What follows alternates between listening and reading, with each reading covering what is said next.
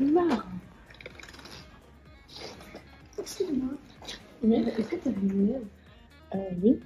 Et tu connais l'histoire un peu de la Réunion? Non, pas vraiment. Et ça t'intéresse pas de savoir? Bah si, mais enfin, on l'apprend pas vraiment en cours, donc après, j'ai pas vraiment le temps de me documenter. Ok, mais du coup, tu sais pas où est-ce qu'il y aurait des livres dans la bibliothèque? Si, je sais pas, peut-être là-bas. Ah bah regarde, il y a des livres. Ah, mais c'est trop bien!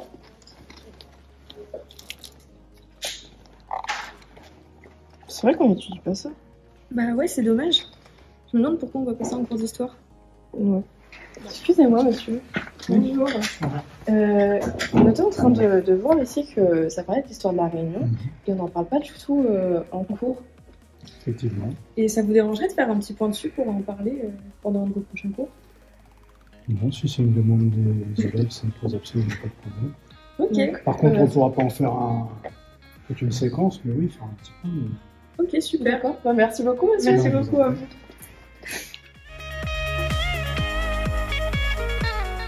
L'histoire de la Réunion n'est pas enseignée sur l'île. Que proposez-vous concrètement pour adapter les programmes aux spécificités locales?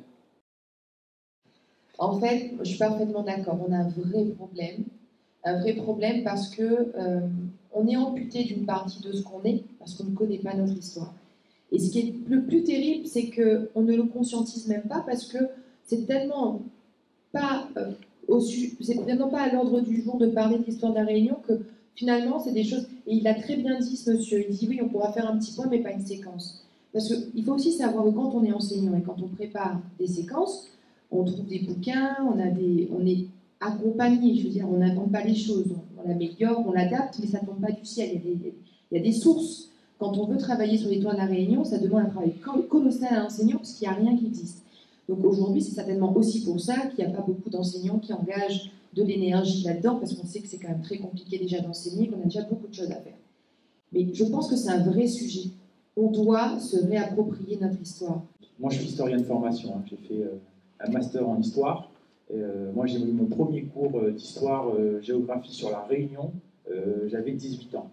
Je ne pense pas que ce soit la loi qui doit intervenir. Aujourd'hui, les dispositifs existent. Je crois que c'est au sein de l'académie. C'est aussi vous.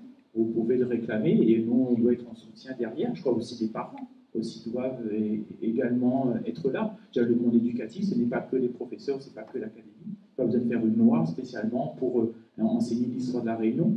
Aujourd'hui, cette histoire réunionnaise, à chaque moment de l'éducation, elle doit être présente par des choses simples. Mais je crois que ce soit en maternelle, en primaire, au collège, au lycée, c'est partout en fait. Donc, moi, j'ai fait le même constat pendant la campagne, au moment de la journée de la femme, où je suis allé rechercher des arrêts de bus qui portaient le nom de femme.